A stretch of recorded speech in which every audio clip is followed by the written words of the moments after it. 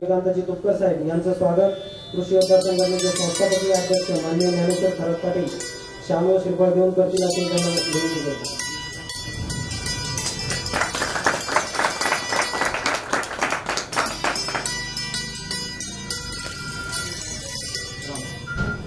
यानंतर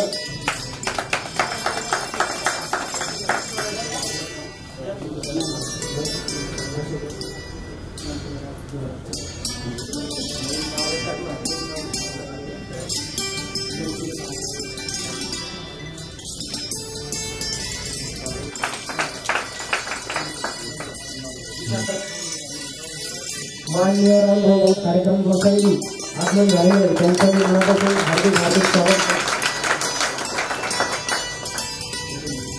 माननीय सचिवालय अशोकराव बलगाम महिला व बाल कल्याण सभापती जिल्हा परिषद सदस्य बुलढाणा यांचं इथे कार्यक्रम प्रसंगी आगमन झालेले त्यांच्या मनापासून हार्दिक हार्दिक स्वागत करतो। त्यानंतर माननीय अशोकराव बलगाम यांचं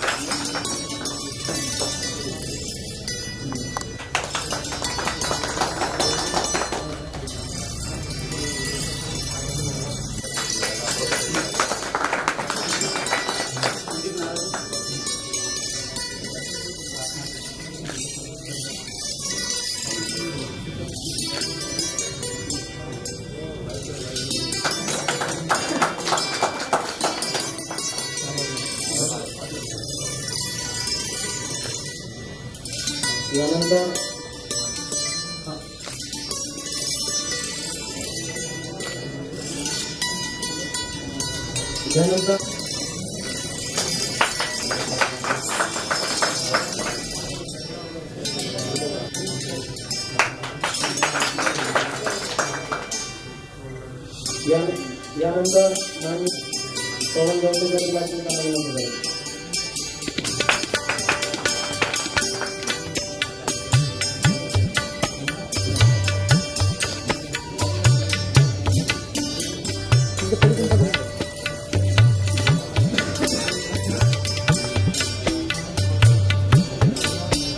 यानंतर माननीय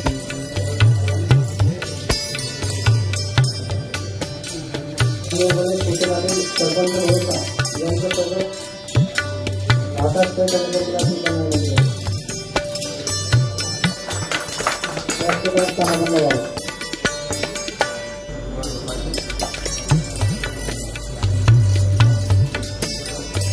यानंतर माननीय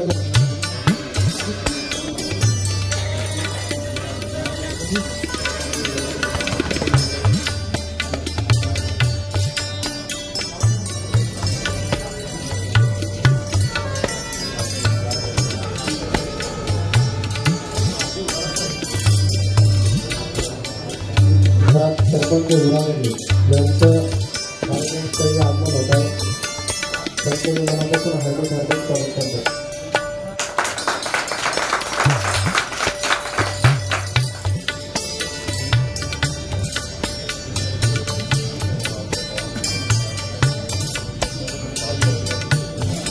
माननीय अण्णासाहेब साहेब यांना विनंती करतो की आपण राष्ट्रीय कार्यक्रम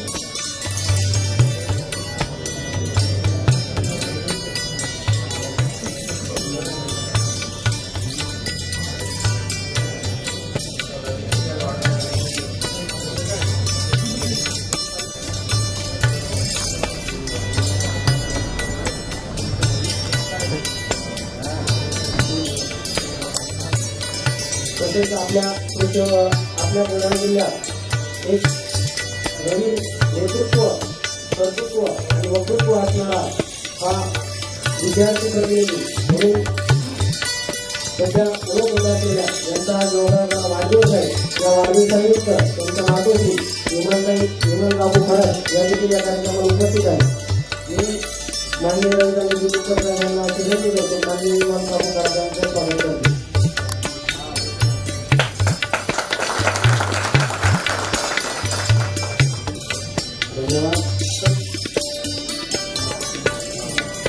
यानंतर या जनसंपर्क कार्यालयाच्या उद्घाटन समारंभाच्या प्रसंगी या कार्यक्रमाचं प्रास्ताविक भाषण तसेच मनोगत आपल्या संघटनेचे संस्थापकीय अध्यक्ष माननीय ज्ञानेश्वर सराफाटे चतुलातील करण्यात आले होते.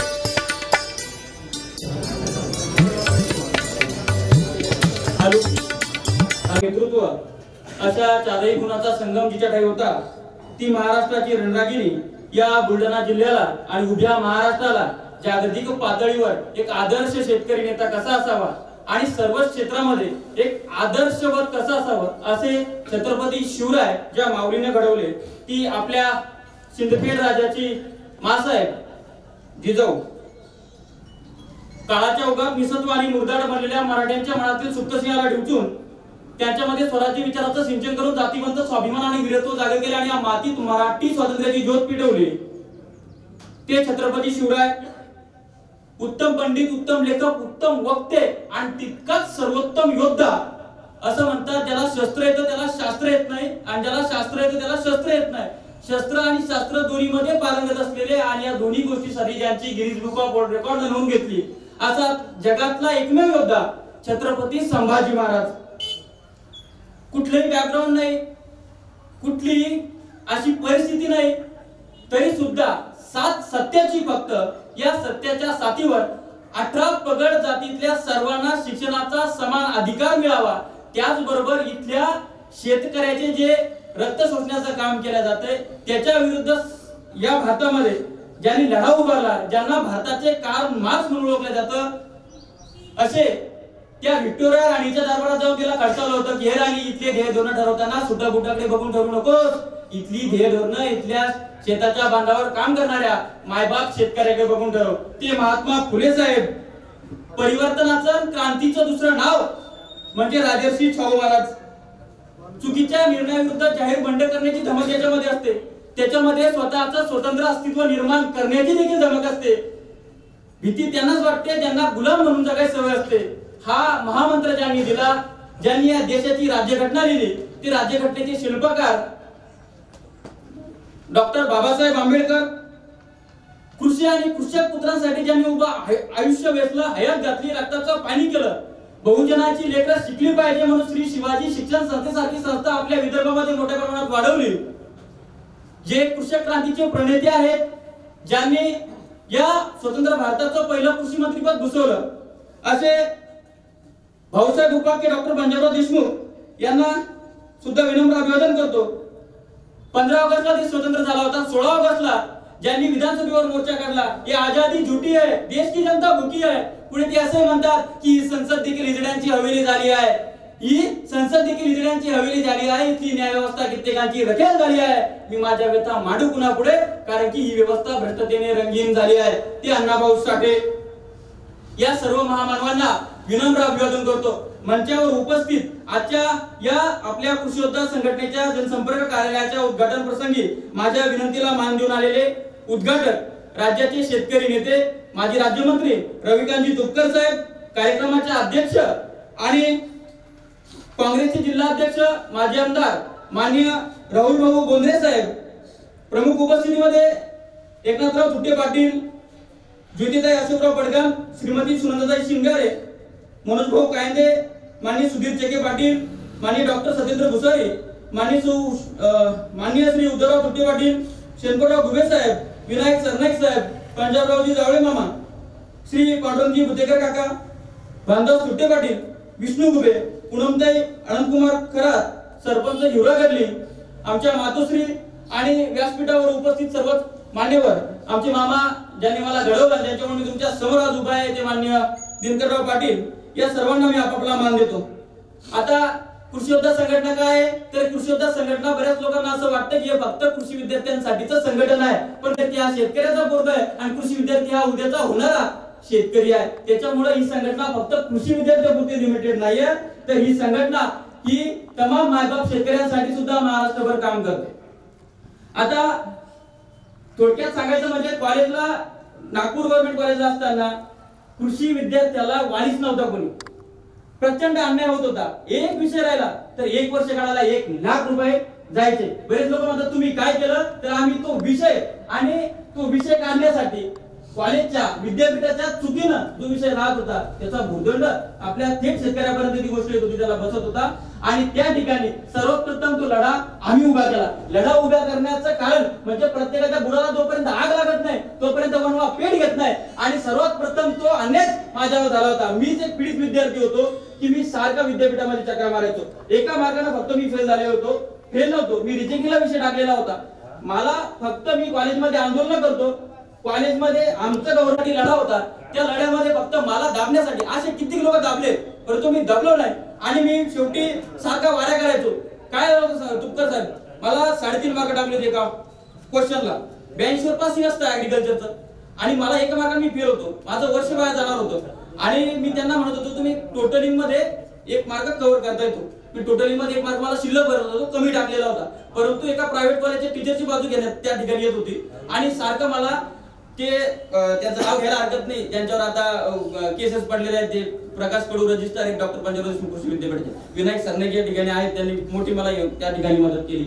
आणि मी एक व्याख्याता, एक आंदोलन करणारा, सर्वदूर फिरणारा, सगळं माहीत असणारा माणूस, मला जर का या विद्यापीठामध्ये एका मार्कासाठी इतकं झुंजावं लागतंय तर सामान्य विद्यार्थ्याची काय परिस्थिती असेल. म्हणून आणि शेवटी आत्महत्येची धमकी द्यावी लागली त्या कुलगुरू भालेचे सध्या तिथं.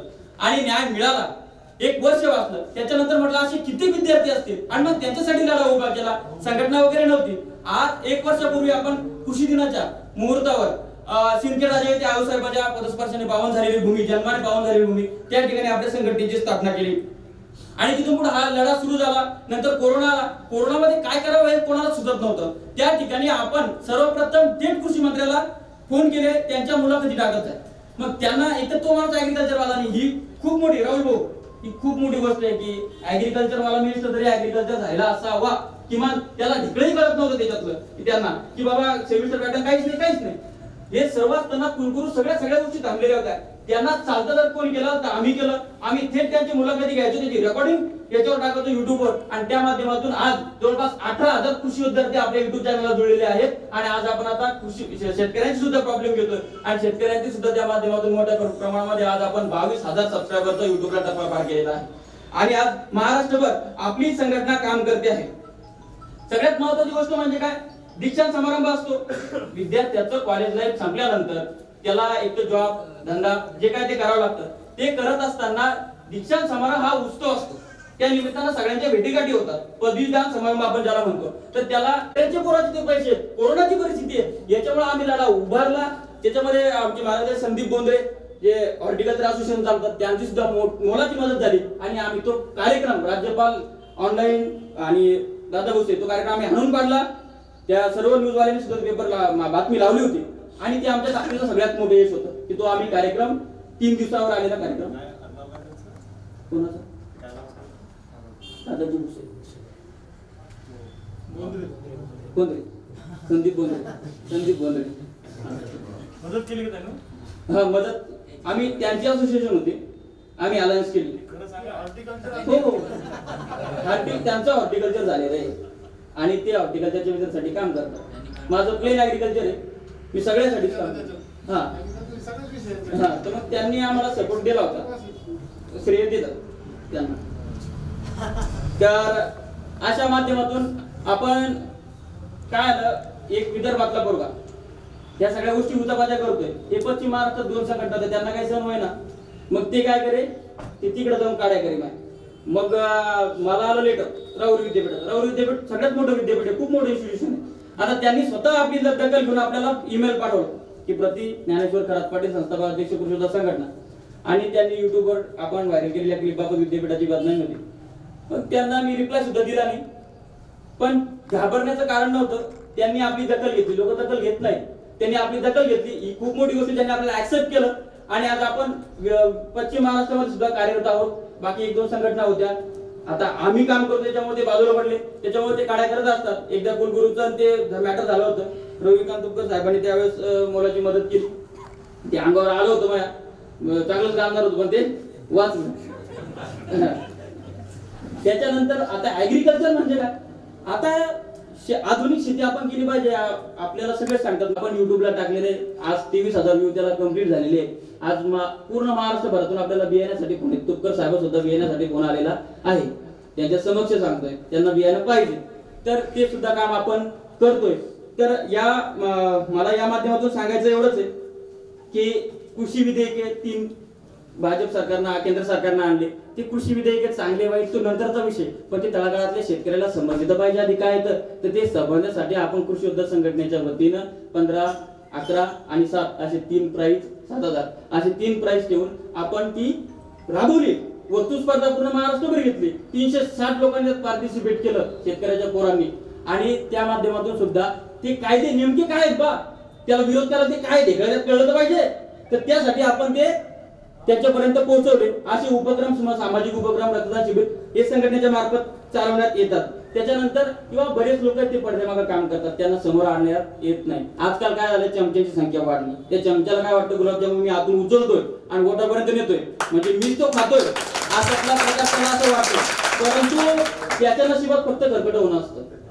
तर त्याच्यामुळे चांगली जी लोक आहेत ते समोर येत नाहीत. तर त्यांचं कार्यकर्तृत्व समाजासमोर आलं पाहिजे. आपल्याकडे युट्यूब सारखं एवढं मोठं माध्यम आहे, तर त्या माध्यमातून मुलाखत संघर्षाची, यशाची असे कार्यक्रम आपण चालवतो. पंजाब डक, आता पाणी उघडलं की पंजाब डकच्या नावाला जप करतात लोक. आपण त्यांची 1 घंट्याची मुलाखत युट्यूबला टाकलेली आहे, आणि त्याला लाखों व्ह्यू आलेली आहे. त्याच्यानंतर आपण जे आपले रविकांत तुपकर साहेबांचा फोन आला होता, त्यांनी सत्कार केला होता आपल्या याचा मंगरुळला वगैरेचे शेतकरी कृषी भूषण पुरस्कार त्यांना भेटला होता प्रल्हाद गवते साहेबांचा, त्यांची सुद्धा आपण मुलाखत घेतलेली आहे. आणि या ऑफिसच्या माध्यमातून इथल्या स्थानिक कार्यक्रम, स्थानिक लोकांना न्याय आपल्यापासून जो देता येईल तो देणे, आणि त्या मुलाखतीच्या या सगळ्या गोष्टीसाठी या ऑफिसची आम्ही एक बसण्याचं ठिकाण आमच्या सर्वच महाराष्ट्रभरातल्या कार्यकर्त्यांना हवं होतं. आम्ही कसं आहे, आता सर्वसामान्य शेतकऱ्याचा पोरगा आणि हे सुरू केलंय. लोक मिळते काय कारवा बढ़ रहा है, फक्त आम्ही आर्थिक थोडे कमी पडतोय, त्याच्यामुळे थोडं हे होतंय. आता म्हणून केली ना, ते मदत बोलले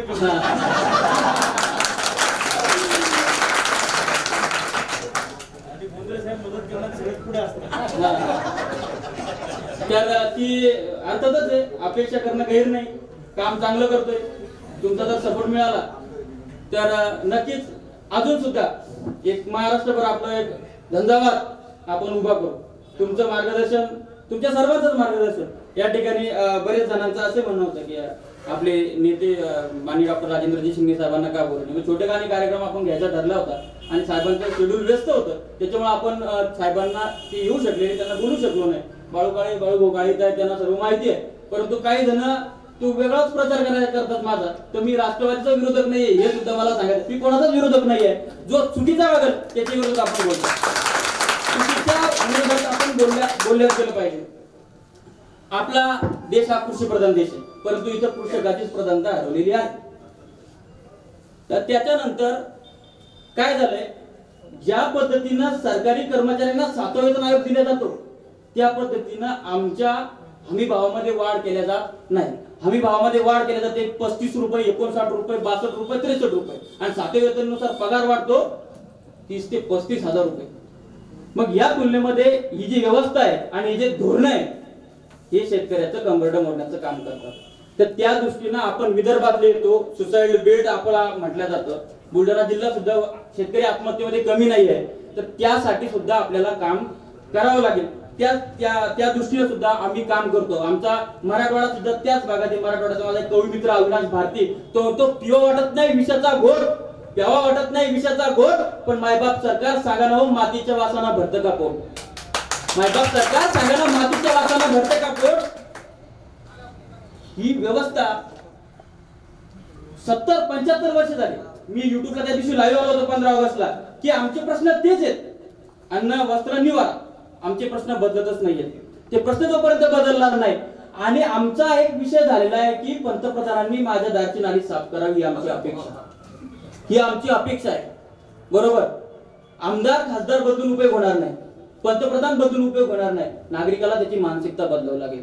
तो जोपर्यंत मानसिकता बदलणार नाही तोपर्यंत या देशाचा विकास घडणार नाही.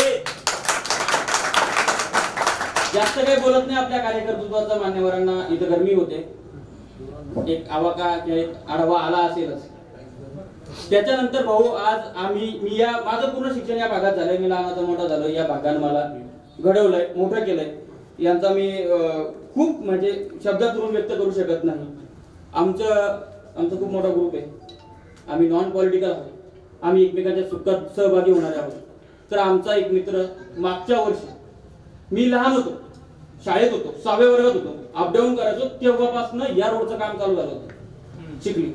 आता मी लागणार आहोत तब्बल 12 24 25 अवमल्ल वर्ष लागले. आज आतापर्यंत त्या रोडचं काम सारखं चालूच आहे, अजूनही पूर्ण झालेलं नाही.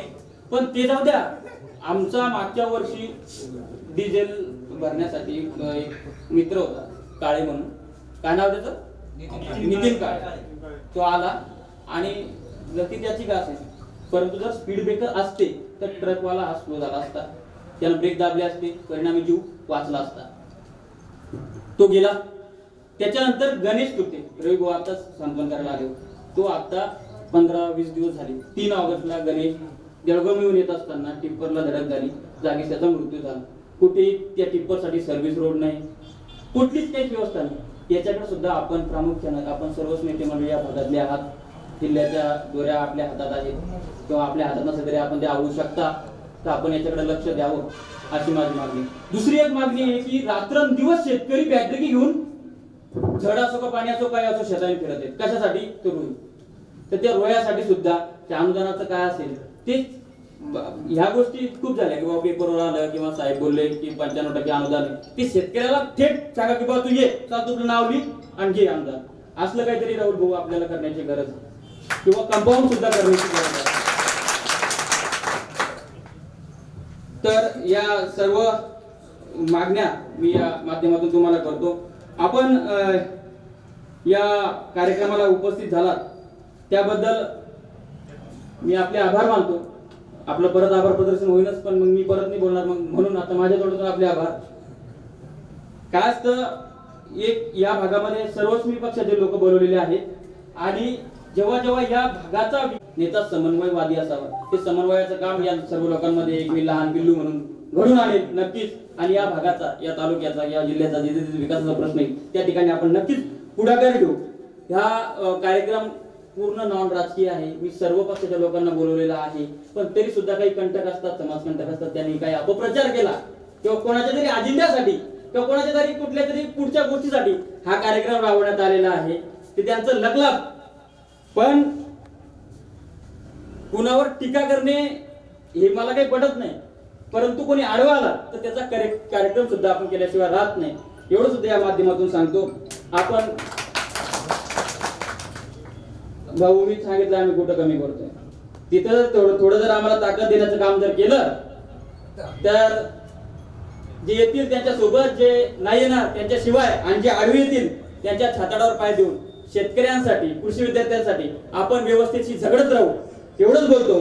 आणि आपण सर्वजण एक शेतकऱ्यांसाठी आणि या पूर्ण सामाजिक गोष्टीसाठी आपण जे काम करतोय या लढ्याला बळकटी देण्यासाठी आपण आलात, एवढ्या पाण्या पावसामध्ये आपण आलात, त्याबद्दल मी आपले मनपूर्वक धन्यवाद देतो, आपले आभार मानतो आणि माझं लांबलेलं भाषण संपवतो. धन्यवाद. आज आपल्या महाराष्ट्राचे माजी कृषी मंत्री माननीय स्वर्गवासी भाऊसाहेब फोंडकर यांच्या जयंतीनिमित्त भाजपा तालुका उपाध्यक्ष चिखली विष्णू गुबे, माननीय विष्णू गुबे यांना आपल्या कृषी योद्धा संघटनेला काहीतरी भेट द्यायचं आहे. ती भेट माननीय आपल्या संस्थापकीय कृषी योद्धा संघटनेचे संस्थापकीय अध्यक्ष ज्ञानेश्वर खरात पाटील हे स्वीकारतील अशी मी त्यांना विनंती करतो.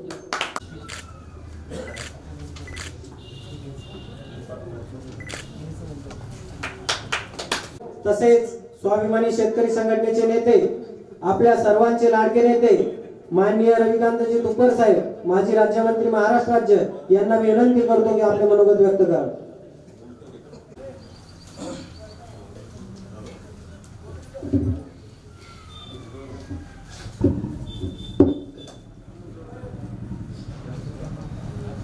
आजच्या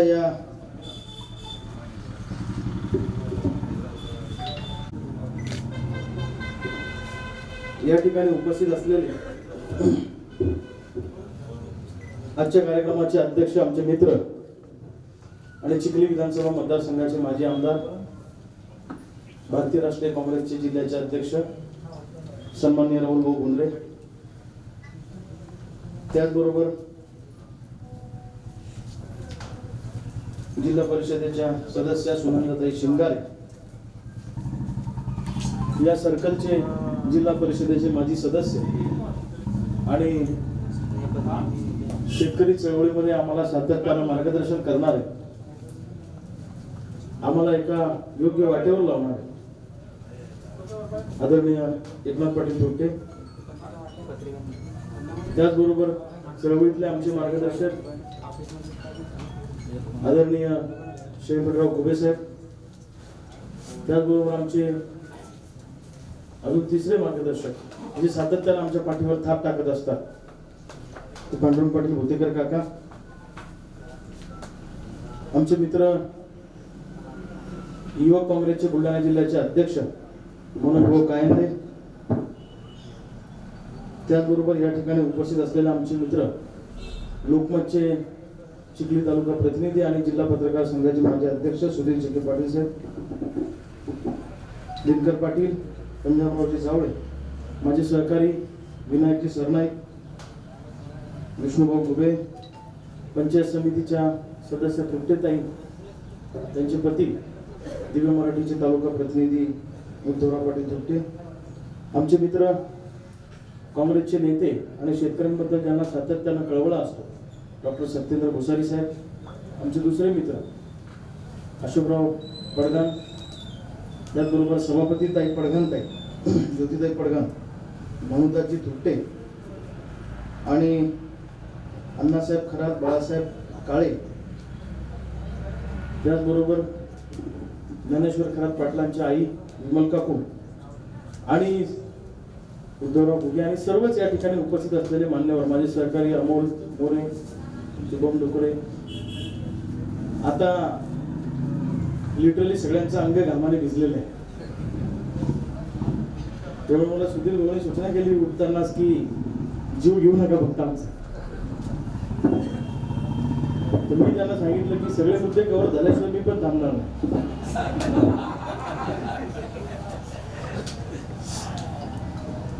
इथं ज्ञानेश्वरने सांगितलं की आम्ही सगळ्या बाबतीत पुढे पण आर्थिक आम्ही कमी पडतो. तर त्यांनी सांगितलं की तिकडे कृषी विद्यापीठात बोंद्रेंनी मदत केली. मी म्हटलं मग इकडे आपले बोंद्रे साहेब मदत करतात. तेवढ्या वृषाली वहिनीचा त्यांना फोन आला. ते मला कानात म्हटले की माझं सगळं आर्थिक आमच्या मॅडमकडे आहे. म्हटलं पटकन विचारून घ्या, चेक द्यायचा.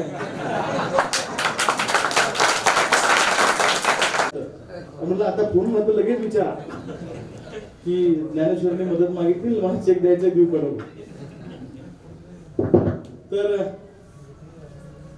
खरं तर या कार्यक्रमाला भरपूर उशीर झाला. आम्ही वेळेवर होतो, परंतु बाळासाहेबजी थोरात शेगावला आल्यामुळे राहुल भाऊंना याला इकडे उशीर झाला. कॉन्टॅक्ट मध्ये होतो आम्ही आणि त्याच्यामुळे बराच वेळ उशीर झाला. तुम्हाला सगळ्यांना ताटकात राहावं लागलं, त्याबद्दल मी राहुल भाऊच्या वतीनं दिलगिरी व्यक्त करतो.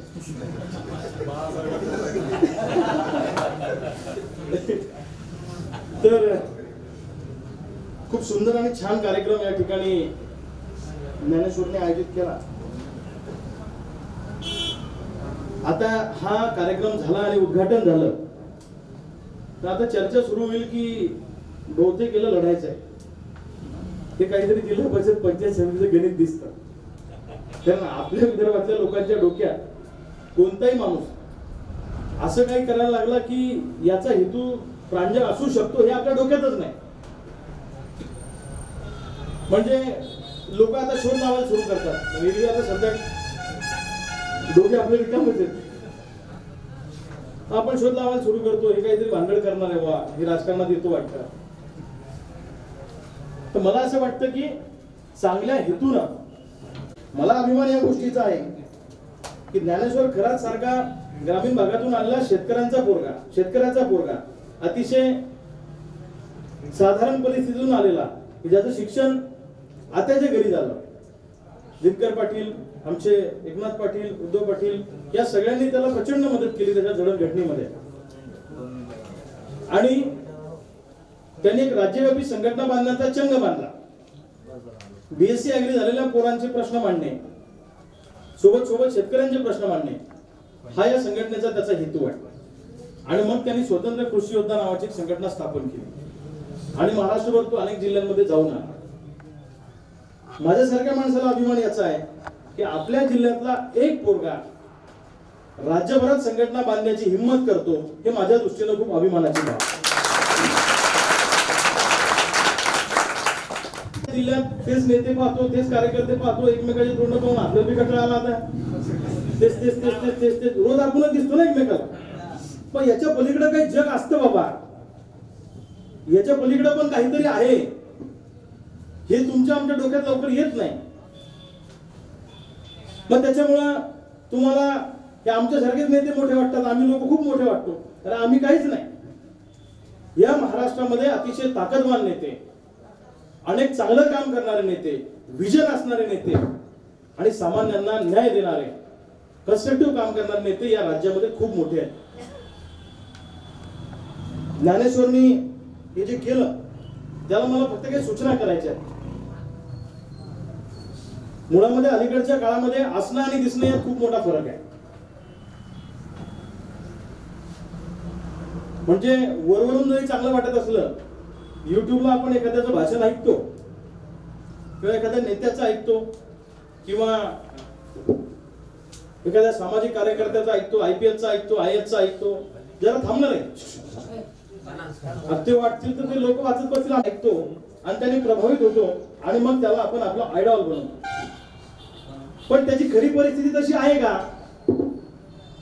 तर मला असं वाटतं वरवर दिसणाऱ्या गोष्टीवर आपण विश्वास न ठेवता थोडी चौकशी केली पाहिजे की हा माणूस खऱ्या आयुष्यात तसा आहे का नाही. म्हणजे निव्वळ फेसबुकला काहीतरी आलं म्हणून आपण त्याला आयडॉल मानायचं किंवा याचं काम खूप जोरात आहे, पण त्याच्या भागात जाऊन जेव्हा तुम्ही चौकशी करता तेव्हा लोक सांगतात की याचं काही खरं नाही. त्याच्यामुळे तरुण पिढीने सोशल मीडियाच्या प्रत्येक गोष्टीवर विश्वास ठेवून आपले आयडॉल बनवले नाही पाहिजे, या मताचा मी आहे. खरी परिस्थिती पहा आणि त्याच्या आयुष्यात तो जगतो का ते महत्वाचं आहे ना. त्याच्या कथनी आणि करणीमध्ये जर का फरक असेल तर असल्या लोकांचं आम्हाला काही घेणं देणं नाही. इकडे टेबला घालून पैसे खायचे आणि मग बाकी मी कसा IPS मोठा आहे आणि मी कसं लोकांचं काम करतो, मी कसा सिंगम आहे हे सांगण्याचा प्रयत्न काही लोक करतात आणि आपण त्याला बळी पडतो. तर त्याच्या आयुष्यात तो नॉन करप्ट आहे आणि तो सांगतोय बिलकुल त्याला सलाम करा, हे मला आवर्जून या ठिकाणी सांगायचं आहे. दुसरं, तुम्हाला ज्ञानेश्वरला मदत करता येत नसेल तर बिलकुल करू नका, पण त्याची टिंगल टवाळी करू नका, एवढीच माझी तुम्हाला हात जोडून विनंती आहे. आणि त्याच्या भाषणातून किंवा प्रास्ताविकातून त्याने ज्या 2-3 गोष्टी आवर्जून सांगितल्या की अमके माझ्या बाबतीत असं म्हणतात, तमके असं म्हणतात, हे होतच असतं. ही परीक्षा आहे. सुरुवातीला जेव्हा तुम्ही एखादं काम सुरू करता तेव्हा लोक तुम्हाला हसत असतात. आम्हालाही लोक हसत होते. माझ्या गावातले 3 पोरं घेऊन आम्ही पण काम सुरू केलं तेव्हा लोक आम्हाला हसायचे, याचं काही खरं नाही, ते मोकाट आहे. गाव सगळं विरोधात होतं आमच्या.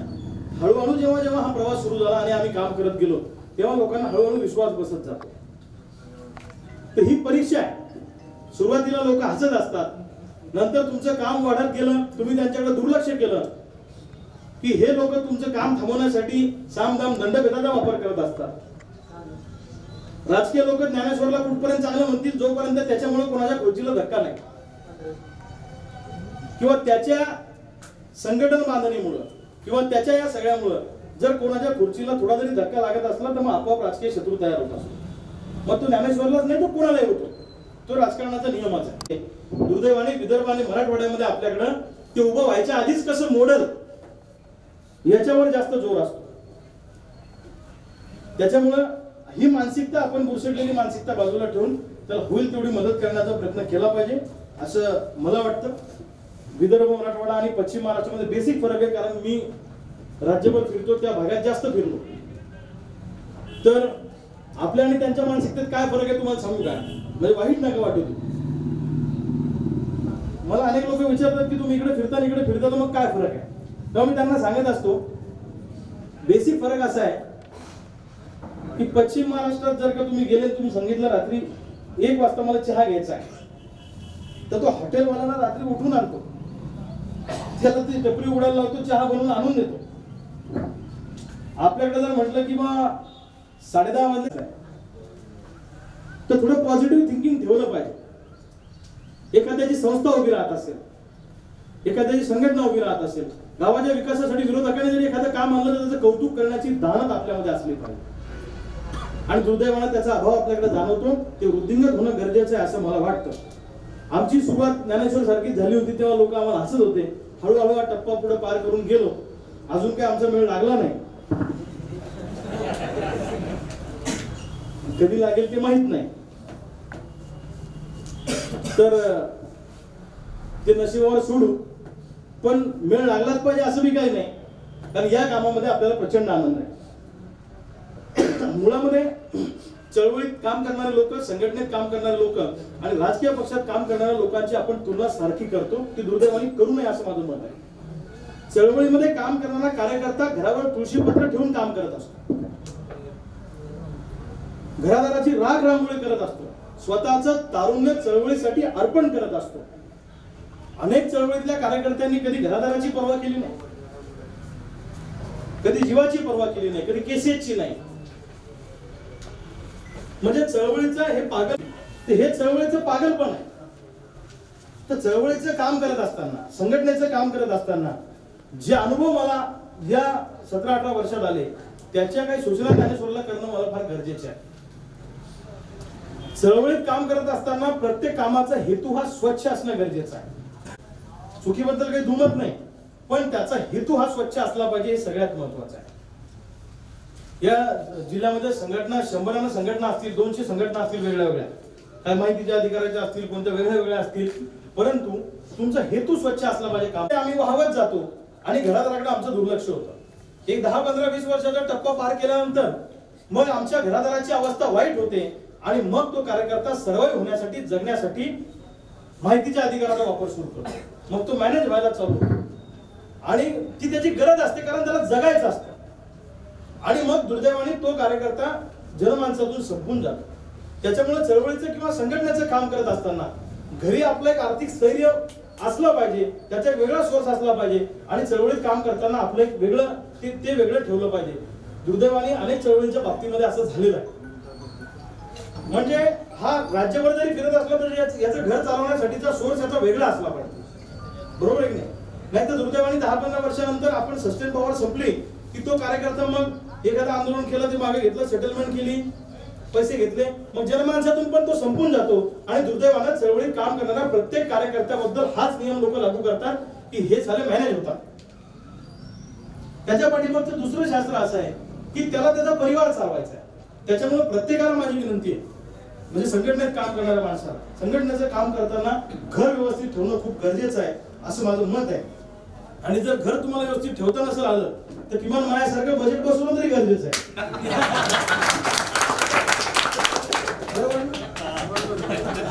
सगळ्यांच्या नशिबात नसतं. आमचं नशीब तितकंच जोरावर आहे, बाकीचं तुम्ही वेळच लागू देत नाही. तर तरी मेळ लागणं गरजेचं आहे. तुझं लग्न झालं आणि त्याला मी 100% चांगला मार्गदर्शन करेन, कारण माझी झाली PhD त्याच्यात. तर गमतीचा भाग बाजूला ठेवला तरी घरचा मेळ नीट राहणं हे महत्वाचं आहे. नाही तर मग चळवळीतल्या लोकांचं फार वाईट परिस्थिती अनेकांची आपण पाहिलेली आहे. तर ते करणं खूप गरजेचं आहे असं मला वाटतं. आणि नेतृत्व करत असताना कुठे हुरळून न जाता, किती मोठा विजय मिळाला तरी तुम्ही तुमच्या चेहऱ्यावर तुम्ही तितकेच स्थितप्रज्ञ असले पाहिजे. आणि किती तुम्हाला हार पत्करावी लागली तरी तुम्ही तितकेच स्थितप्रज्ञ असले पाहिजे. अतिशय नम्र नेता असला पाहिजे. दुर्दैवाने आपल्याकडे काय होतं की थोडं जरी ग्लॅमर मिळालं की लगेच आपला माणूस हवेत चालला जातो. तर सगळ्याच कार्यकर्त्यांना माझी सूचना आहे की जितकं डाऊन टू अर्थ राहता येईल, जितकं प्रामाणिक राहता येईल, जितकं शब्दाचं पक्क राहता येईल तितकं राहण्याचा प्रयत्न आपण केला पाहिजे. तर समाज आपली किंमत करतो. आता लोक म्हणतात की राजकारणात सगळे भ्रष्टाचारी लोक आहेत, सगळे पैसे कमवायला येतात, पैशातून सत्ता, सत्तेतून पैसा, आणि इमानदारीला काही किंमत राहिली नाही, प्रामाणिकपणाला काही किंमत राहिली नाही. मी अनेकांना असं सांगत असतो, समजा मंत्रिमंडळ निवडायचं आहे आणि मंत्रिमंडळ निवडायचं आहे आणि अर्थ खातं कुणाकडे द्यायचं हा प्रश्न उभा राहिला समजा, तर मुख्यमंत्री किंवा जी काही कमिटी असेल ती काय विचार करेल? की जो सगळ्यात जास्त पैसे आणू शकतो त्याला करायचं का? कुणाला करायचं? ज्याला आर्थिक शिस्त आहे, की जो या पैशाची भांगड करणार नाही, याचं वाटप व्यवस्थित करेल आणि जो प्रामाणिक आहे त्याच्याकडे अर्थ खातं दिलं. प्रत्येकाला प्रामाणिक माणसाची गरज आहे. प्रामाणिक माणसाची गरज आहे. तुमच्या घरी नोकर पाहिजे का कामावर सालदार पाहिजे? आपण पेपरला जाहिरात दिली समजा की आम्हाला कामावर नोकर पाहिजे, पगार इतका इतका, प्रामाणिक पाहिजे, असे देतो ना आपण? असं थोडीच देतो की आम्हाला कामावर नोकर पाहिजे, एक नंबरचा लबाड, काम चुकार, अशी नाही देत. प्रत्येकाला इमानदार माणसं हवी आहेत. आणि काय झालंय, सगळीकडे अंधकार झालाय. इमानदार माणसांना लोक शोधत घरी येत आहेत, अशी परिस्थिती आहे. म्हणून इमानदारीला भविष्यामध्ये किंमत आहे, हे मला आवर्जून या ठिकाणी सांगायचं आहे. शिवशंकर भाऊ का मोठे होते? कारण त्यांनी आपलं आयुष्य एका हेतूसाठी अर्पण केलं. ना कधी फोटो काढला, ना कोणता पुरस्कार घेतला, ना कधी प्रसिद्धी घेतली, ना कधी मंदिरातलं पाणी पिलं, रोजचा हिशोब शेगाव संस्थानला लावला. म्हणून आपटे गेल्यावर आपल्या सगळ्यांना हळहळ आपण व्यक्त केली. तर सांगायचं तात्पर्य असं की इमानदार माणसांना सलाम करणारा समाज आहे, फक्त आपण त्या दृष्टीने गेलं पाहिजे असं मला वाटतं. आणि शेवटचं सांगतो, चळवळीमध्ये काम करताना चळवळी ह्या जिवंत राहिल्या पाहिजे, याच्यासाठी सगळ्यांनी प्रयत्न केले पाहिजे. सगळ्यांनी प्रयत्न केले पाहिजे. इव्हन राजकीय नेत्यांनी सुद्धा केले पाहिजे. कारण जे प्रश्न नेत्यांना मांडायला अडचणीचे होतात ते प्रश्न चळवळीच्या माध्यमातून मांडल्या जातात. मला नेहमी पत्रकार विचारतात की उसाला भाव कोल्हापूर, सांगली, साताऱ्यात जास्त का मिळतो, उर्वरित महाराष्ट्रात का मिळत नाही? त्या भागामध्ये चळवळ स्ट्रॉंग आहे आणि ज्या भागामध्ये चळवळी स्ट्रॉंग आहे त्या भागातल्या कारखान्यांना आर्थिक शिस्त लागलेली आहे, धाक असतो की नाही हे चळवळीतले लोक खतरनाक आहे, हे येऊन उद्या विचारतील, आंदोलन करतील, हे करतील.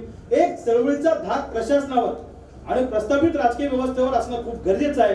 त्याच्यासाठी चळवळी जिवंत राहिल्या पाहिजे असं माझ्यासारख्या कार्यकर्त्याला वाटतं. म्हणून अशा संघटना जे कोणी निर्माण करतील त्यांना मदत करणे हे तुमचं आमचं सगळ्यांचं ध्येय असलं पाहिजे. आणि हे करताना अनेक राजकीय नेत्यांशी आपला संघर्ष होतो. ते काही व्यक्तिगत धुऱ्याचं भांडण नसतं. आता आमच्या दोघांचाही संघर्ष झाला, तुम्ही अनेकांनी बघितला, राहुल भाऊचा आमचा. पण आमच्या मैत्रीत कधी दरार नाही आली. मित्र म्हणून आम्ही तितकेच राहिलो. पण रस्त्यावर भांडताना किंवा इकडे भांडताना आम्ही मात्र आमची भूमिका सोडली नाही काही मुद्द्यांवर. त्याच्यामुळे चळवळीचं काम करताना व्यक्तिगत संबंध फार खराब होणार नाही याची काळजी घेतली पाहिजे. त्याची काळजी मी अनेक वेळा घेतली नाही. राहुल भाऊ हा म्हणजे आता आम्ही पण हुड होतो, आम्हाला कोणी मार्गदर्शन करणार नव्हतं. मी यांना सांगितलं की बाळासाहेब थोरातांना मी भेटलो परवा दिवशी मंत्रालयात एका कामानिमित्त. मी कधीच त्यांना भेटलो नव्हतो. तर मी मास्क असल्यामुळे मी त्यांना सांगितलं की रविकांत तुपकर. ते म्हणे तुम्हाला मी आयुष्यभर विसरू शकत नाही. म्हटलं साहेब आपली भेटूच नाही झाली कधी. तुम्ही काय बोलले होते म्हणजे मला IBM लोकमतला मी आयुष्यभर विसरू शकत नाही. तुम्ही म्हटलं तेव्हा आता 15-17 वर्षापूर्वीचा तो काळ. त्या काळात काय आम्ही असे घेऊन होतो, आम्हाला काय समजून होतो एवढं. तर अशा अनेक चर्चा आमच्या झाल्या. आणि नक्की नाही सांगेल हे सांगणं तुमच्या अडचणीचं होईल. तर ते तेव्हा काहीतरी शेत, तुम्ही कृषी मंत्री बोगस आहे, तुम्ही नपुसक आहे, तुम्ही आजचे बांगड्या भरा, अमुक करा, टमूक करा. तर आता ते बिचारे साधे माणसं आहेत, म्हणजे ते कल्चर माणूस आहे. आता त्यांना वाटलं की असं कसं बोलतो म्हणून बांगड्या भरा वगैरे आम्ही करून आता आपण म्हणजे भगतसिंगच आपल्या डोक्यात पूर्ण वेळ की काटो मारो झाड डालो. मग त्याच्यावर आमची बरं आहे. तर ते बोलताना मला म्हणाले की चळवळीत काम करताना शब्दाच्या मर्यादा सांभाळणं खूप गरजेचं आहे. म्हटलं आता ते आम्हाला कोणी मार्गदर्शक नव्हतं आणि आम्ही आक्रमक लोक, जाळा तोडा फोडा मारा. त्याच्यामुळे या सगळ्या गोष्टी ज्या चुका आमच्याकडून चळवळीत झाल्या त्या चुका तुमच्या नवीन पिढीने करू नये म्हणून काही सूचना, माझा विनंती, सल्ले तुम्हाला देतो.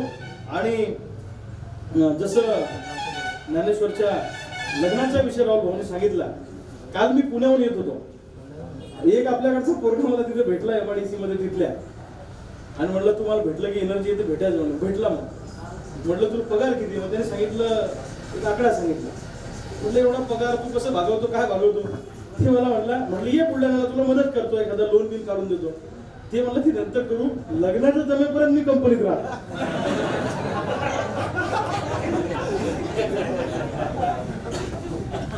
कसं आहे भाऊ, हे सध्या लग्न होऊन राहिलं त्याच्यामुळे मी सध्या थांबतो इकडं, सध्या घरूनच पैसे बोलवणं सुरू आहे. आणि एकदा लग्न झालं की सगळं सामान घेऊन घरी येतो. आणि मला तू साजरा विचारला ना की तू कंपनीत होता, तू कोण पोटी दिली, तू घरी आला, सांगेन म्हणून मी कंपनीत बंद पडली म्हणून. ही शेतकऱ्यांची अवस्था,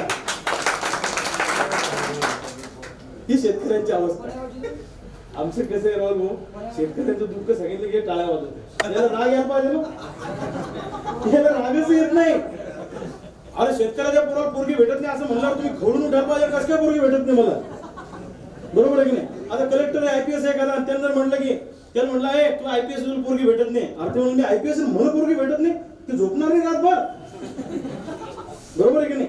तर हा विनोद बुद्धीनं जरी तुम्ही घेत असले तरी आज 50-50, 100-100चे डोके बिना लग्नाचं आहे ना. शरद जोशींनी त्यावेळेला आपल्याला सांगून ठेवलं की तुम्हाला पारावर 100-100, 200 बिना लग्नाचे टोळके दिसतील भविष्यात. तशीच परिस्थिती आहे. ही परिस्थिती बदलायची असेल तर आपला संघर्ष आपल्यालाच उभा करावा लागेल.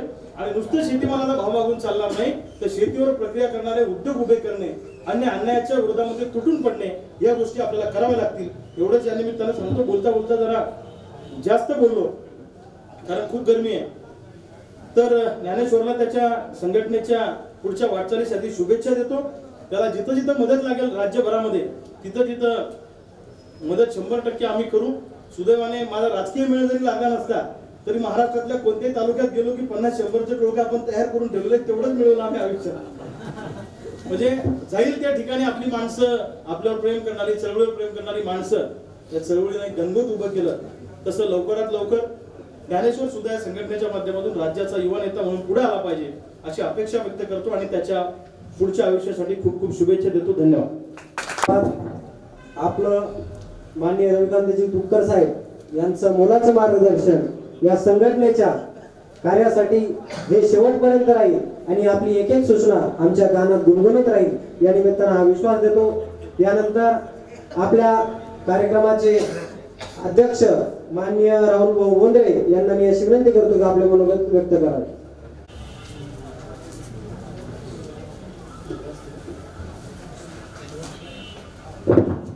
कृषी योद्धा संघटना तर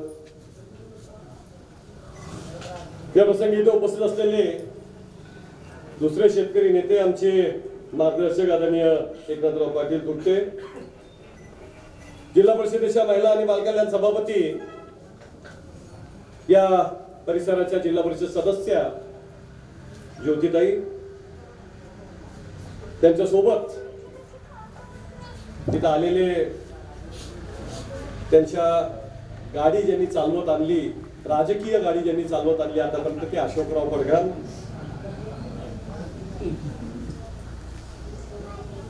जिल्हा परिषद सदस्य आणि आमचे युवक काँग्रेसचे जिल्ह्याचे अध्यक्ष मनोज कायंदे, जिल्हा परिषद सदस्य सिंगारे ताई, त्याचप्रमाणे पत्रकार संघाचे माजी अध्यक्ष, लोकमतचे पत्रकार सुधीर भाऊ शेके,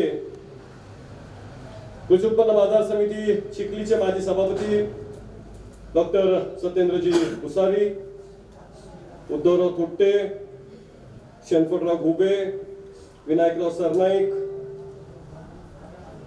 काँग्रेस पक्षाचे आमचे या भागातले ज्येष्ठ नेते पांडुरंग पाटील, पंजाबरावजी जावळे, त्याचप्रमाणे भानुदास तुपटे, ज्ञानेश्वर मातोश्री, त्याचप्रमाणे मंचावर उपस्थित असलेले सर्वच गणमान्य नेते मंडळी आणि या कार्यक्रमासाठी मोठ्या संख्येने उपस्थित असलेले ज्ञानेश्वरचे सर्व सहकारी, युवा मित्र, या परिसरातील सर्व शेतकरी बंधू, माझ्या भगिनी आणि माझ्या तरुण मित्रांनो, आज खरं तर महाराष्ट्र राज्याचे महसूल मंत्री माननीय नामदार बाळासाहेबजी थोरात आणि आपल्या संपर्क मंत्री आणि महिला आणि बालकल्याण मंत्री यशोमतीजी ठाकूर हे शेगावला आले होते. कैलासवासी शिवशंकर भाऊ पाटील यांच्या घरी सांत्वनपर भेट देण्यासाठी ते आले होते. ते भेट देण्यासाठी आलेले होते. महाराष्ट्र राज्याचे 2 मंत्री आहेत आणि बुलढाणा जिल्हा काँग्रेस कमिटीचा अध्यक्ष असल्यामुळे प्रोटोकॉल नुसार ते जाईपर्यंत मला तिथे थांबणं आवश्यक होतं.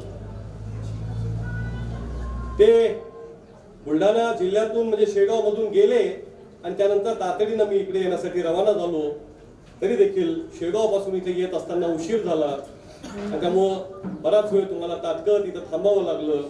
तुमची सगळ्यांची मनापासून मी दिलगिरी व्यक्त करतो.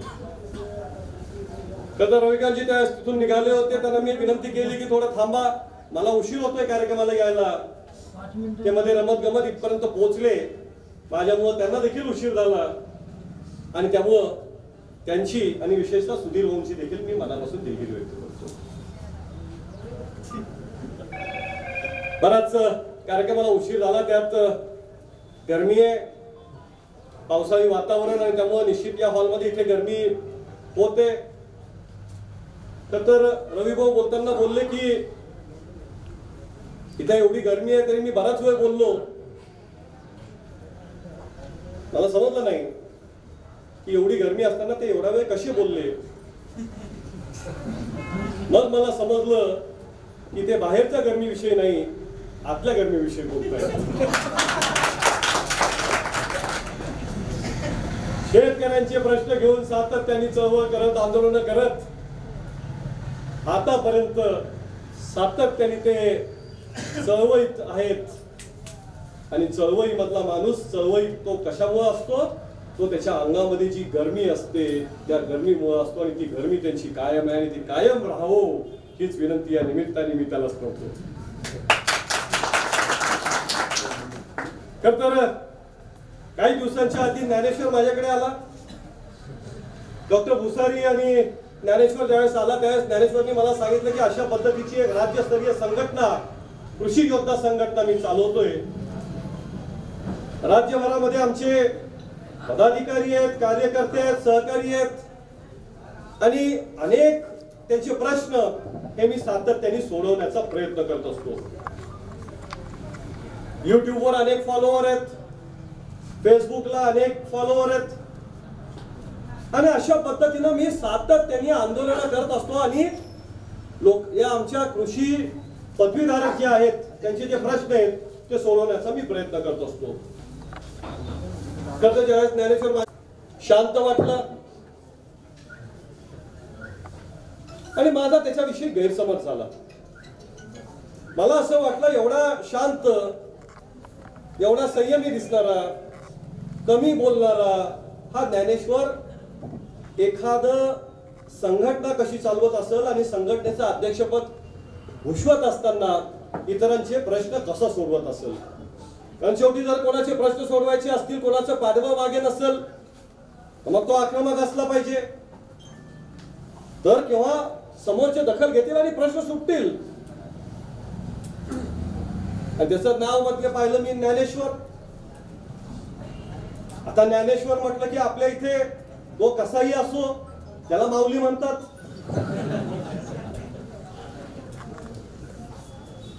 त्यावेळेस मला असं वाटलं होतं की तो खरा ज्ञानेश्वर माऊली आहे, शांत आहे. पण आज जेव्हा तो इथे या माईक समोर उभा राहिला, बोलायला लागला, तेव्हा त्याच्या अंगातलं खरं नेतृत्व गुण, ते त्याचं वक्तृत्व ते मी पाहिलं.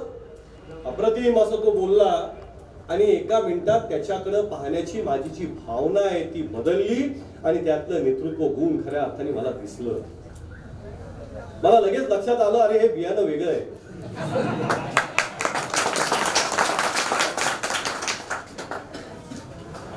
खऱ्या अर्थाने चळवळीतलं हे बियाणं आहे.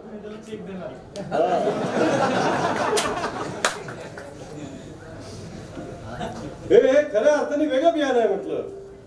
आणि काही जण त्याच्याविषयी बोलत असताना त्यांनी जेव्हा हे कार्यालय उघडायचं ठरवलं आणि तो सांगत होता की अनेक जण विचार करत होते की अरे हा काय राजकारणात तर पुढे येत नाही. कारण कुठे एखादा कोणी चळवळ करायला लागला, नेतृत्व करायला लागला, लगेच लोकांना शंका येते की अरे हा काय कुठे जिल्हा परिषद पंचायत समिती काही याला लढवायची आहे का काय. खर तर येत असताना गाडीमध्ये अशोकराव पडगाण आणि ज्योतिताई पडगाण माझ्यासोबत होते. मी म्हटलं त्यांनी ते मला सांगत होते की त्याचं गाव तिकडे बाजूला सिंदखेड राजा मतदारसंघामध्ये आहे. काय नाव सांगितलं? हिवरा गाडलिंग. मी म्हटलं हे हिवरा गाडलिंग कुठे आहे? हे सांगितलं आमच्या मेऱ्यापासून तिकडे पलीकडे सिंदखेड राजा मतदारसंघात आहे, म्हणजे त्या तालुक्यात आहे. मी म्हटलं मग हे कार्यालय इकडे कसा उघडतोय? म्हटलं अशोकराव तुमच्या मतदारसंघावर तर डोळा नाहीये ना. त्यांनी सांगितलं नाही, त्याचं गाव तसं तिकडे आहे आणि कार्यालय जे उघडतो हे छोटा मेरा सर्कल मध्ये, आपल्या सर्कल मध्ये नाही. आमच्या मतदारसंघावर कोणी राज्य करावे, कोणी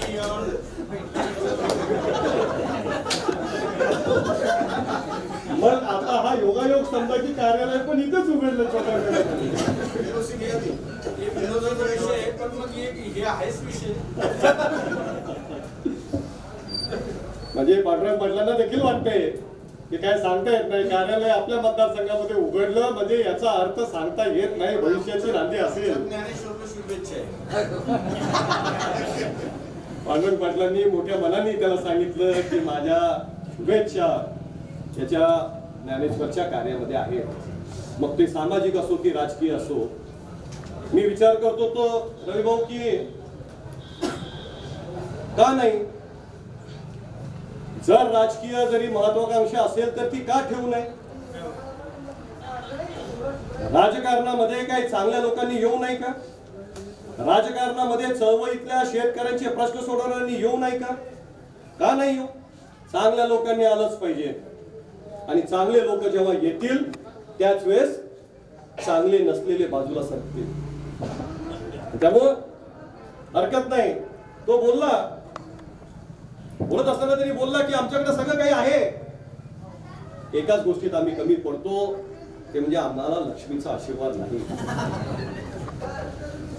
कारण आजकाल राजकारणात जर घ्यायचं असेल लक्ष्मीचा आशीर्वाद हा लागतोच असा एक समज आहे.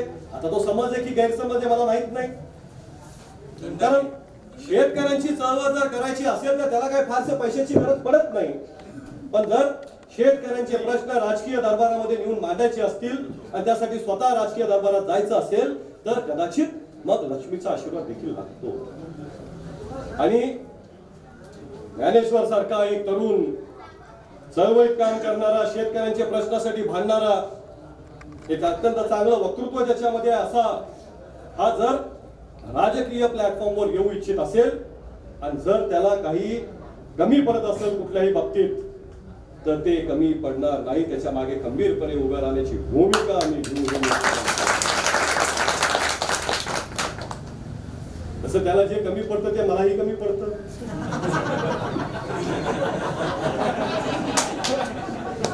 कारण किल्ल्या ज्या आहेत त्या माझ्याकडे नसतात, किल्ल्या घरी असतात.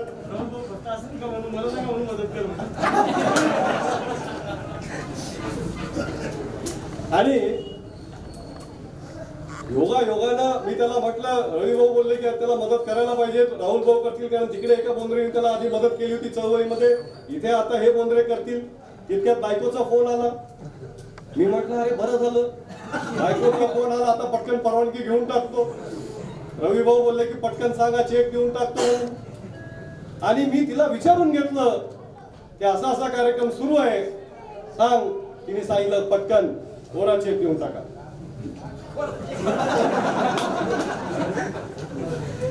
काय पाहिजे त्या रक्कम ज्ञानेश्वरनी भरावी. असं जे कार्यक्रम सुरू होता. दादा कोंडकेंचा सत्कार होता आणि दादा कोंडकेंचा सत्कार केल्यानंतर आयोजकांनी भूमिका मांडली की आम्ही असं असं काम करतो आणि त्या कामासाठी आम्हाला निधीची कमतरता भासते. दादा कोंडके लगेच उठून उभे राहिले. त्यांनी सांगितलं की या संघटनेचं काम अत्यंत चांगलं आहे, जोरदार आहे, या संघटनेच्या मागे मी उभा आहे. आणि त्यांनी लगेच एक कोरा चेक काढला आणि तो दिला आणि सांगितलं की हा कोरा चेक मी या संघटनेला देतोय, आकडा तुम्ही भरून घ्या.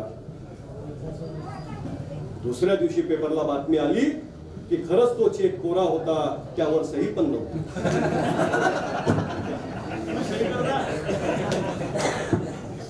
पण ज्ञानेश्वरला मी कोरा चेक देताना त्यावर सही करून देईल. आणि रविभाऊच नाही तर लोकसभा आणि विधानसभा पण लढू इच्छितात. त्यांच्या देखील पाठीमागे खंबीरपणे असंच उभं राहण्याची माझी भूमिका इथं मी जाहीर करतो. फक्त शेतकरी नेत्यांनी लोकसभा किंवा विधानसभा लागल्यानंतर मागे वळून पाहू नये. आम्हाला जागा सोडत नाही ना.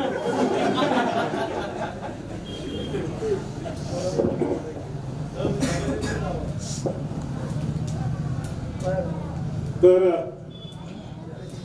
आज मला मनापासून आनंद आहे की ज्ञानेश्वरनी एक कृषी योद्धा ही संघटना जी आहे त्याचं एक कार्यालय इथं सुरू केलं. तर शेवटी काय असतं की कुठलीही संघटना काम करत असताना त्याला एक पत्ता लागत असतो. मग हा पत्ता काय, तर आता हे कार्यालय म्हणजे या संघटनेचा पत्ता राहील. मी त्याला विचारलं की बाबा तू कार्यालय इथे सुरू करतो, शक्यता कोणी जिल्हास्तरीय किंवा जिल्ह्याच्या ठिकाणी तालुक्याच्या ठिकाणी असं कार्यालय सुरू करतात, तू मात्र या ठिकाणी सुरू करतोय.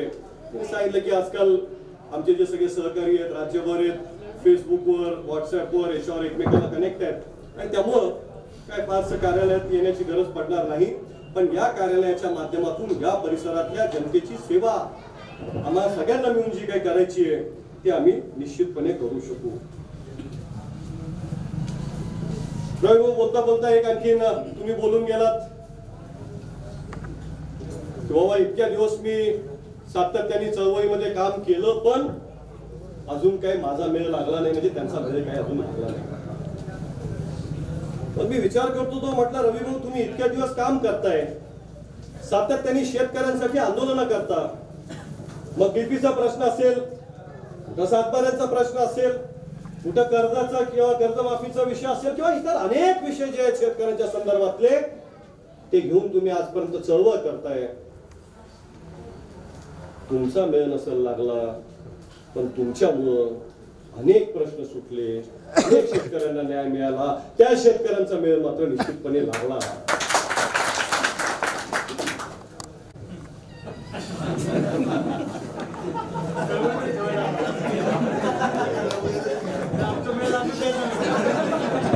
आणि त्यामुळं मला इथं असं वाटतं की तुमच्यामुळं कायम शेतकऱ्यांचा आणि त्यांच्या मुलांचा मेळ लागत राहू.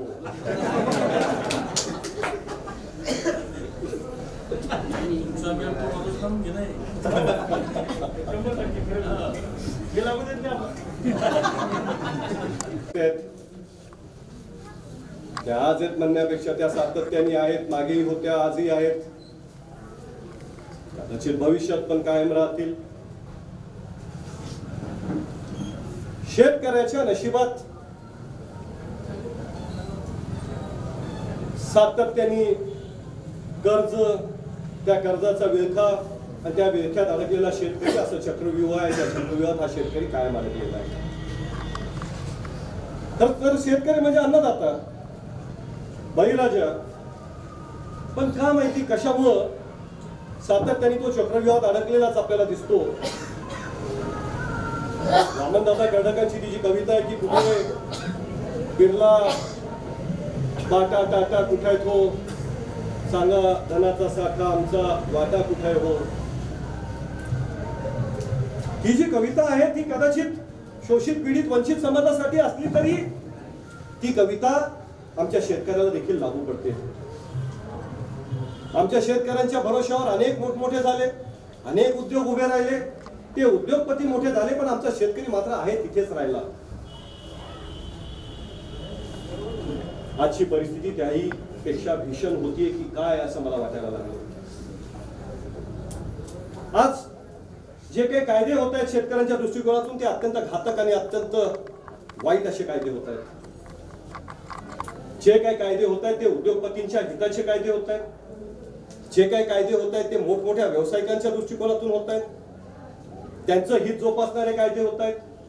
आणि त्यामुळं येत्या काळामध्ये शेतकऱ्यांना जगणं आणखी अवघड होत जाणार आहे. मध्ये एक कायदा कामगारांच्या दृष्टिकोनातून झाला. काय झाला तो कायदा? तो कायदा असा झाला की आता कामगारांना संप करण्याचा अधिकार जो आहे त्या अधिकारावर गदा आणणारा तो कायदा होता. आता कामगारांना आपल्या अधिकारासाठी संप करता कामावरून ती सुविधा त्या कायद्यामध्ये अंतर्भूत करण्यात आलेली आहे. म्हणजे हा कायदा जो झाला तो उद्योगपतींच्या हितासाठी झाला. कॉन्ट्रॅक्ट फार्मिंग असेल, साठवणुकीचा कायदा असेल किंवा आणखी जे झालेले कायदे आहेत, या कायद्यांच्या विरोधात पंजाब असेल, हरियाणा असेल, उत्तर प्रदेश असेल, इथले शेतकरी लढा देत आहेत. अनेक जणांनी म्हणजे अनेक हुतात्मे झालेत त्या याच्यामध्ये, या कायद्यांच्या विरोधात लढता लढता. पण कायदे मात्र अजूनही बाजूला हटवले गेलेले नाहीत. या देशाच्या इतिहासात पहिल्यांदा असं झालं की शेतकऱ्यांचा, या देशाच्या इतिहासात हे पहिल्यांदा झालं. या देशाच्या इतिहासात पहिल्यांदा असं झालं की शेतकरी आंदोलन करतायत आणि कोणी त्याच्याकडे ढुंकून देखील बघत नाही. हे देखील या देशाच्या इतिहासात पहिल्यांदा झालं. त्यामुळं येणारे दिवस हे कदाचित आणखी जास्त अवघड दिवस, आणखी जास्त अशा अन्यायकारी कायद्यांच्या विरोधात आंदोलन करण्याचे दिवस असणार आहेत. मला आश्चर्य हे वाटत होतं, सातत्याने मी विचार करत होतो, या महाराष्ट्रातला शेतकरी एवढा समजूतदार शेतकरी, हुशार शेतकरी, कायद्याचं ज्ञान असणारा शेतकरी, कायद्याची समज असणारा शेतकरी, पण पंजाब मधले शेतकरी, हरियाणा मधले शेतकरी, उत्तर प्रदेशातले शेतकरी आंदोलनात सहभागी होत आहेत. पण अजूनही आमच्या इथल्या शेतकऱ्यांमध्ये रोष कसा निर्माण होत नाहीये. आंदोलनात सहभागी होणं तर लांब, पण इथे अजूनही त्या कायद्यांच्या विरोधात, या जुलमी कायद्यांच्या विरोधात त्याचा प्रतिकार करण्याचं काम अजून का नाही सुरू झालंय. तर कुठेतरी कदाचित ते शेतकरी आहेत, ते आंदोलन करतायत, कदाचित त्यांना यश येईल आणि त्याचं फळ आपल्याला आयतं मिळेल, कदाचित असं वाटत असावं किंवा आणखी काय असं मला माहित नाही. पण कुठेतरी आता एकत्रितरित्या पक्ष असतील, वेगवेगळ्या संघटना असतील, हे सगळं बाजूला करून एकत्रितरित्या पुढच्या काळामध्ये या शेतकऱ्यांसाठी काम करणं हे निश्चितपणे मला आवश्यक वाटतं. आज या संघटनेचं कार्यालय इथं सुरू केलं. मला निश्चितपणे खात्री आहे की येत्या काळामध्ये या संघटनेच्या माध्यमातून या परिसरातल्या शेतकऱ्यांचे, कष्टकऱ्यांचे जे प्रश्न आहेत त्याला वाचा फोडण्याचं काम हे नक्की मोठ्या प्रमाणात होईल. मी वाचा फोडण्याचं काम यासाठी म्हणतोय की शेवटी यश अपयश हा नंतरचा भाग झाला, पण किमान त्याला वाचा फोडण्याचं जे काम आहे ते तरी आपण केलं पाहिजे. आणि त्याचं वक्तृत्व बघून मला निश्चितपणे असं वाटतं की हे नेतृत्व भावी काळाचं नेतृत्व आहे. हे लंबी रेस का घोडा आहे, त्यामुळं त्याला निश्चितपणे शुभेच्छा या कार्यक्रमाच्या निमित्ताने मी देतो. या कार्यालयाला मी निश्चितपणे शुभेच्छा देतो. येत्या काळामध्ये ज्ञानेश्वरच्या मागे ज्याही पद्धतीने असेल त्याही पद्धतीने उभं राहण्याचं काम मी निश्चितपणे करेल, असेही मी पुन्हा धन्यवाद. ज्ञानेश्वरचा वाढदिवस आहे आणि या वाढदिवसाच्या माध्यमातून एक नवीन कामाला ज्ञानेश्वरनी सुरुवात केलेली आहे. मी रविभाऊ गुप्तर असतील आणि एकनाथरावजी गुप्ते असतील आणि या सगळ्या मंडळींना आपल्या मंचावरच्या विनंती करतो की एकनाथ आपल्या ज्ञानेश्वरला वाढदिवसाच्या शुभेच्छा आपण सगळ्यांनी मिळून देऊया.